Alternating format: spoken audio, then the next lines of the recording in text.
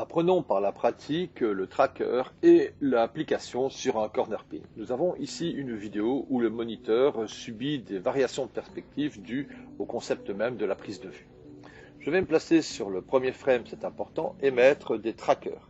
Je fais Tab, je tape tout simplement Tracker pour aller chercher l'outil me permettant de créer comme ça 4 trackers. En cliquant sur Addition Track, je clique 4 fois pour obtenir 4 trackers qui vont être positionnés aux 4 coins de la vidéo. Je vais placer les trackers et nous pouvons remarquer que les trackers ont une numérotation de 1 à 4.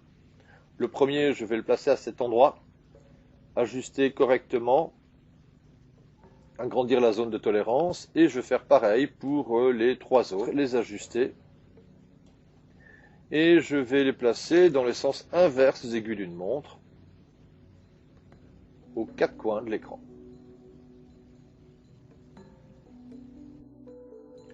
Je sélectionne les 4 trackers et je lance l'analyse.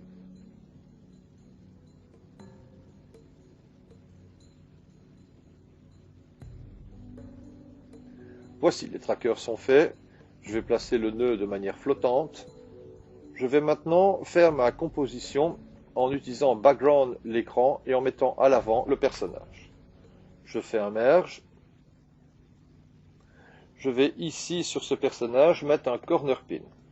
Le corner pin est constitué de 1, 2, 3 et 4 manipulateurs.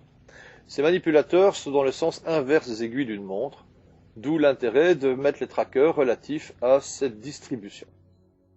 Sur le premier frame, le corner pin 1 dans le raccourci animation Link to Tracker 1. Je choisis ici directement le tracker 1 et il va se positionner pile poil par rapport au tracker 1. Voilà une variante par rapport à la découverte d'initiation du tracker alors que nous avions utilisé au préalable le Translate Offset. Je fais pareil pour le tracker 2 et je continue tracker 3 et forcément le dernier coin de manipulation, je le link au tracker 4. J'observe et automatiquement le personnage suit car sa déformation corner pin est influencée par les 4 points du tracker. Je remarque qu'il serait intéressant sur les bords d'avoir un petit flou. C'est maintenant où par la pratique nous allons voir des petites astuces qui peuvent vous aider pour la production. Certaines choses doivent être mises avant et ou après le corner pin. Exemple. Je vais mettre maintenant un Edge Blur. Je modifie la valeur de Edge Blur. Et nous remarquons que le Edge Blur agit autour du corner pin. Je vais mettre maintenant un corner pin avant le corner pin qui a été traqué. Je retape corner pin. Si vous mettez le corner pin avant, je vais fermer tous les autres et n'accéder qu'à celui-ci, nous remarquons que les points se mettent bien sur l'entièreté de l'image. Je supprime le corner pin qui est ici et je vais mettre un corner pin après ce corner pin-ci.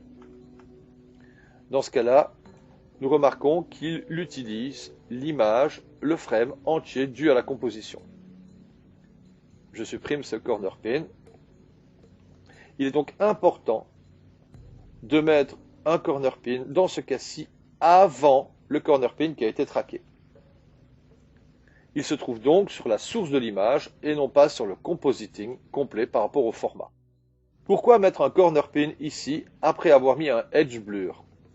Lorsque je fais un Edge Blur, j'obtiens les flous au périmètre de l'image et ce premier corner pin que j'ai rajouté après le tracker me permet d'ajuster pour fondre au mieux les pixels.